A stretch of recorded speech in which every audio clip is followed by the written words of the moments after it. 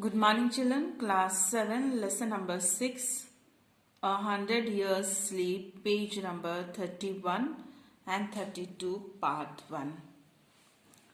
100 Years Sleep. Very long ago, in a far off land called Dreamland, a little princess was born. She was so fair and sweet that she was called Mohini. Her father and her mother had no other child, so they loved her all the more. Soon after the birth, her father, who was the king of Dreamland, held a great feast, and people in the large numbers came from far and near, not only to take part in the feast, but also to see and bless the new born princess who would one day be their queen. Now, there lived many fairies in Dreamland.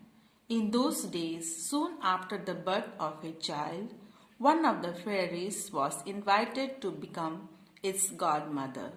The fairy gave the child her gifts and protected it from dangers. Since Mohini was a princess, the queen of fairies was invited to become her godmother. By chance, a witch who lived in a dark cave in a nearby hill came there.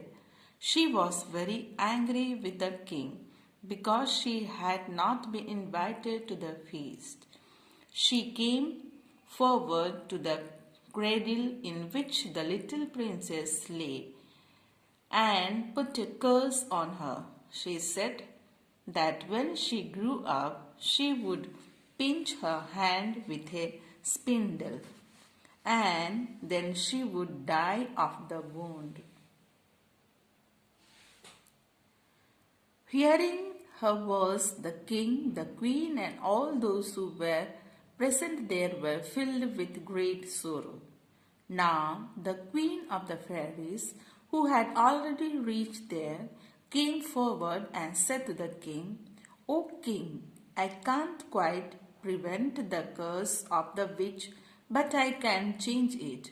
The princess shall not die of the wound, but she shall fall into a deep sleep for 100 years. After the 100 years have